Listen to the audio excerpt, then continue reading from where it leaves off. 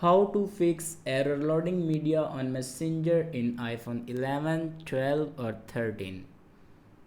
So let's start the video. First of all,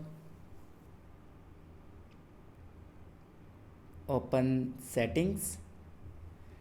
In settings, click on general and then click on iPhone storage. After clicking on iPhone storage, then scroll down and find Messenger. Now click on Messenger. Now here you can offload your Messenger app and reinstall app. The another way to fix this problem is press and hold on Messenger and then click on remove app and then click on delete app.